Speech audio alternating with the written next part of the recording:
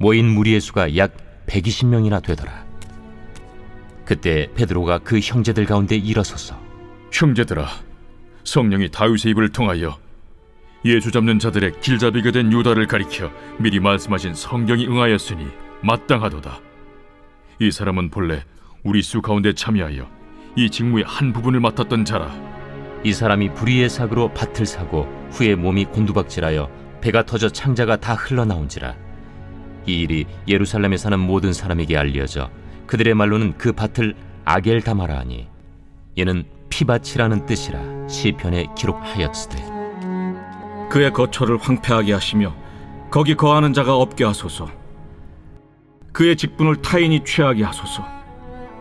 이러함으로 요한의 세례로부터 우리 가운데서 올려져 가신 날까지 주 예수께서 우리 가운데 출입하실 때에 항상 우리와 함께 다니던 사람 중에 하나를 세워 우리와 더불어 예수께서 부활하심을 증언할 사람이 되게 하여야 하리라. 그들이 두 사람을 내세우니 하나는 바사바라고도 하고 별명은 유스도라고도 하는 요셉이요 하나는 마띠아라. 그들이 기도하여 이르되 무사람의 마음을 아시는 주여, 이 두 사람 중에 누가 주님께 택하신 바 되어 봉사와 및 사도의 직무를 대신할 자인지를 보이시옵소서. 유다는 이 직무를 버리고 제 곳으로 갔나이다. 제비뽑아 마띠아를 얻으니 그가 11사도의 수에 들어가니라. 안녕하세요. 근숙가족 여러분, 매일 말씀의 김예찬입니다. 사도행전이 새롭게 시작되었습니다. 새롭게 시작된 사도행전 묵상과 함께 새롭게 시작된 7월, 저와 여러분의 삶 가운데 거룩한 반전, 우리가 6월부터 어떤 삶을 살아왔든지 간에 이 7월부터 새롭게 시작하게 하시는 하나님의 은혜가 있으시기를 선포합니다. 사도행전을 계속 보고 있습니다. 사도행전은 복음서, 예수님께서 행적을 하셨던 예수님의 복음서와 그리고 또 사도들의 교회들을 향한 편지인 서신서들의 사이에 있는 그 신약의 유일한 역사서와 같은 기록들이다 보시면 되겠습니다. 그리고 또 이 사도행전을 통해서 예수 그리스도의 사역과 예수님의 복음이 어떻게 예루살렘이라고 하는 기독교적인 가치들이 기본적으로 있던 곳에서 타 문화권 그리고 세상 밖으로 어떻게 이 복음이 전해지는지를 알 수 있는 책이기도 하고, 또 그 하나님의 구원의 사역 그리고 또 교회를 세우심 그리고 공동체를 세우심이 지금까지 어떻게 이어지고 있는지를 보여주는 책이 이 사도행전이다라고 보시면 되고, 또 성령을 받은 하나님의 구원받은 사도들과 성도들이 어떻게 사는지 그리고 어떻게 살아서 교회를 세우는지 영혼들을 전도하는지에 대한 이야기가 나와 있는 신약 시대를 살아가고 성령의 시대를 살아가는 지금 어떻게 살아야 되는지를 잘 보여주는 책이 이 사도행전이다라고 볼 수가 있습니다. 여러분, 오늘 본문은 예수님께서 승천하시고 나서의 이야기를 보고 있죠. 사도행전 1장 그리고 어제 본문까지였던 이 15절까지는 뭐냐면은 예수님께서 승천하시고 나서 너희가 성령을 기다려라 라고 하면서 그들이 힘써 기도했다라고 하는 내용이 나오죠. 여러분, 오늘 본문은 그 성령의 강림의 사건과 그리고 예수님께서 승천하신 그 사이에 있었던 이 이야기입니다. 그들은 지속적으로 오로지 기도에 힘쓰는 동안 그 사이에 무엇을 했냐라고 하는 내용입니다. 여러분, 이 제자들이 어떻게 했을까요? 어떤 일을 해서 이 성령을 받기 전에 일을 했을까요? 그것은 다른 것이 아니라 이 가룟 유다로 인해서 비어진 공석, 사도들의 공석을 메우는 역할을 했습니다. 간단히 내용을 보겠습니다. 16절에 형제들아 라고 말을 하면서 그 제자들 중에서 사도들 중에서 한 자리가 비어 있는데 그것들을 채워야 된다라는 것을 이렇게 설명합니다.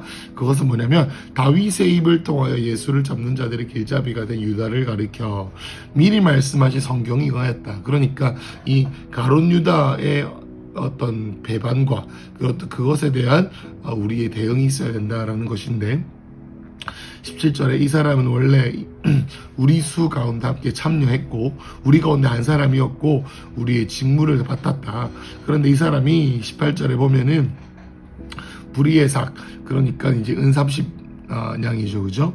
그리고 사고 후에 몸이 곤두박질 쳐서 배가 터져서 창자가 흘러나왔고, 그리고 또 이 일로 예루살렘 모든 사람들이 알려졌다. 그 밭을 아겔다마라고 한다. 피밭이다. 뭐 이렇게 합니다. 그런데 이 배반한 자에 대해서 시편에서 뭐라고 말했냐면, 이 말씀은 시편 109편 그리고 109편 28절이라고 나와 있는데요. 그의 거처를 황폐하게 하시고 거기 거하는 자가 없게 하시고 그의 직분을 타인이 취하게 하소서. 시편 69편과 109편에 나와 있는 내용입니다. 그러니까 다윗이 이 예수 그리스도의 순환과 예수 그리스도의 십자가에 대해서 예언하고 있는 앞에 일어날 것에 대해서 주님께서 알려주셔서 하나님께 예배하고 주님을 위하는 마음으로 기도하는 그 시편 가운데 더러 이 배반했던 자에 대한 예언도 나왔다라고 나옵니다.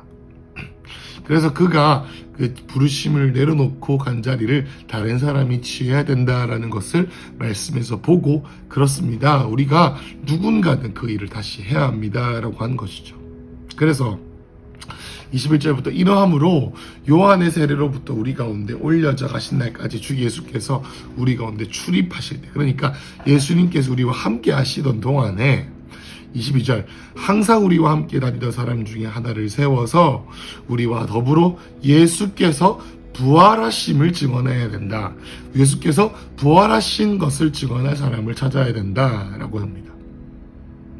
그래서 찾다 보니까 23절에 두 사람을 이제 후보자로 세웠습니다. 한 사람은 바사바라고 하고 유수도라고 하는 요셉, 그리고 한 사람은 마띠아였죠. 23절이었고요. 24절에 그들이 기도하여 하나님 무사람의 마음, 사람의 마음의 중심을 아시는 주님, 이 두 사람 중에 누가 주님께 택하신 바 되었습니까? 25절, 봉사와 사도의 직분을 대신할 자가 누구인지 보이시옵소서. 유다는 이 직무를 버리고 갔습니다. 제비를 뽑아서 26절에 마띠아를 얻으니 그가 11사도의 수에 들어갔다라는 얘기가 오늘 이야기입니다. 여러분, 왜 이 성령의 강림의 사건과 예수님의 승천 이 사이에 이 마띠아를 세우는 일이 일어났을까요? 여러분, 이 사도행전을 볼 때 우리가 기억해야 되는 것은, 물론 베드로와 바울과 빌립과 여러 사도들의 이야기를 우리가 신격화하고 그거를 우러러보고 우리를 세우는 그러한 마음, 모델링하는 그런 마음도 중요합니다만은, 이 사도행전을 짓게 하시고 사도행전을 뒤에서 지휘하시고 인도하시고 새롭게 하시는 성령의 사역에 우리가 집중해야 합니다. 여러분, 성령의 강림과 사건, 그리고 성령을 위해서 기도해라라고 하는 예수님의 승천하심 사이에 왜 이 일을 성령께서 사람들의 마음 가운데 소원을 주셔서 이루었냐 하면 무엇이냐? 성령을 부으시기 전에 그 성령이 임할 만한 사람을 찾고 계신다라는 것입니다. 다시 말해서 부르심의 자리에 있어야 성령이 임한다라는 것입니다.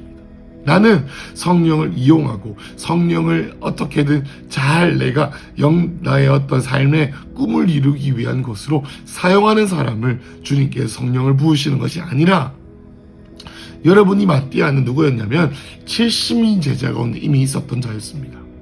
70인 제자. 그러니까 11사도까지는 아니었지만 예수님과 함께 출입하고 예수님과 함께 사랑하고 예수님과 함께 동행했던 사람 중에 한 명이었던 것이죠. 그 사람에게 주님께서 은혜를 베푸신다. 여러분, 어제 그저께 하나님께서 이 나병주 목사님을 통해서 뭐라고 말씀하셨습니까? 하나님께서는 은혜를 부으시는데, 은혜는 부르심의 자리, 사명의 자리에 있는 자에게 은혜를 부으신다. 그 사명이 더 나아가고 더 하나님의 부르심의 자리에서 순종하기 위해서 주님께서 은혜를 부으시는 것이다. 하나님의 부르심에서 떨어지고 하나님으로부터 멀어져 있는 자에게는 주님께서 긍휼히 여기시고 또 반면에 하나님께서 바울에게 그리고 예수님께 그리고 또 수많은 하나님을 따라갔던 자들에게 은혜를 부으셔서 그 부르심의 자리 가운데 더 다름질할 수 있도록 하셨던 것처럼 하나님께서 성령을 부으시는 자들을 주님께서 찾으셨다라는 겁니다. 여러분, 이 마띠아가 작은 일에 충성했었습니다. 작은 일에 충성하면서 하나님을 뜨겁게 사랑했습니다. 하나님을 사랑하고 이웃을 사랑하며 하나님을 뜨겁게 쫓아갔습니다. 그의 삶 가운데 맡겨진 부르심의 자리 가운데 신실함으로 부르심을 쫓아갔습니다. 그러한 삶 가운데 주님께서 사명의 자리에서 성령을 부으셨다라는 겁니다. 여러분, 부르심의 자리에 있어야 주님을 필요로 합니다. 부르심의 자리에 있지 않으면 세상을 필요로 합니다. 부르심의 자리에 있지 않으면 하나님이 아니라 다른 것들을 찾게 됩니다. 부르심의 자리에 있어야 하나님을 찾게 되는 것이죠. 그 하나님을 찾게 되는 마음으로 성령을 찾게 되는 겁니다. 힘도 아니요 능도 아니요 오직 나의 영으로 된다라고 했습니다. 여러분, 이 하나님의 영이라는 것은 뭐냐면은 그냥 기분, 느낌, 성령 충만하고 덜덜 떨리고 방언만 말하고 그런 것이 아닙니다. 내가 속해 있는 상황과 환경 가운데서 되어지게 하고 할 수 있게 되는 능력과 초자연적인 담대함과 초자연적인 생각의 변화와 초자연적인 돌파가 이 성령이다라는 것이죠. 자, 그래서 여러분, 오늘 여러분께 부탁하고 요청합니다. 여러분, 오늘 이 시간 주의 부르심 가운데 서시길 축복합니다. 여러분, 우리가 생각할 수 있습니다. 무엇이 주님의 부르심인가? 라고 했을 때 우리는 이 말씀을 기억해야 합니다. 22절에 우리 중에 함께 다니던 사람 중에서 더불어 예수께서 부활하셨음을 증언했다라고 했습니다. 그냥 교회 일을 하는 것이 우리의 부르심이 아닙니다. 이전에는 교회에서 봉사했던 것이 우리의 부르심일 수 있었습니다. 이전에는 우리가 그래 헌신하는 것이 우리의 부르심일 수 있었습니다만은 오늘 저와 여러분이 성령을 대망하고 성령의 강림을 갈망하는 지금 오늘 우리가 기대해야 되는 것, 오늘 우리가 서야 되는 부르심의 자리는 다른 것이 아니라 주님의 부활하심을 증언하는 자리, 우리의 삶을 통해서 예수님이 어떤 분이시고 그 부활하신 예수님께서 다른 모습으로 부활하셔서 저와 여러분의 삶에 함께 하시고, 그래서 우리의 삶과 우리의 가정과 우리의 직장과 우리의 환경과 우리의 함께하는 사람들 가운데 예수님에 대해서 증언하는 그 자리에 갈 때 주님께서 우리가 무엇을 말해야 할지 성령께서 생각하게 하시고 무엇을 행해야 될지 말씀하시고 성령께서 우리의 마음을 초조하지 않게 하시며 평안하게 하시고 담대하게 하시는 그 자리, 이전에는 우리가 교회에 그냥 충성하는 자리였다면, 그냥 우리가 하나님의 일을 담당하고 그 가운데 섬기는 자였다면, 이제는 부활을 증언하는 자로, 전도하는 자로, 예수님이 어떤 분이신지를 능력 있게 표현하는 자로 주님께서 우리를 부르시고 계십니다. 자, 기도하시겠습니다. 기도하실 때, 그리고 또 오늘 하루를 보내실 때에 하나님, 오늘 내가 성령을 구하고 오늘 신약 시대를 살아가는 지금 성령의 초청, 부르심의 자리, 그 자리에 다시 서기를 원합니다. 하나님, 내가 주님의 긍휼만 의지하는 자가 아니라 부르심의 자리에서 은혜를 입고 은혜 위에 은혜를 입고 주님께 달려가기를 소망합니다. 주님, 그 일이 그냥 내가 그냥 기능하는 자가 아니라 주님의 부활을 증언하는 자, 그러한 자 되기 원합니다. 라는 마음으로 오늘 하루를 살겠습니다. 기도하겠습니다. 주님, 오늘 하루 나의 삶 가운데 마띠아가 하나님을 목적 없이 따라가며 주님의 부활을 증언하다가 하나님 아버지 주님의 간택하심으로 인해 성령의 충만함의 자리에 갔던 것처럼, 하나님, 오늘 우리의 삶 가운데 부르심의 자리로 멀었던 자들을 초청하게 하시고 부르심의 자리를 멀었던 자들을 다시 데려오게 하셔서 하나님, 오늘 우리의 삶을 통해 성령 충만함을 받는 그 자리, 사명의 자리로 인도하여 주시옵소서. 주님, 우리가 부족함을 느낄 때 세상을 의지하지 아니고 성령을 의지할 수 있도록 인도하여 주시옵소서. 예수님 이름으로 기도했습니다. 아멘.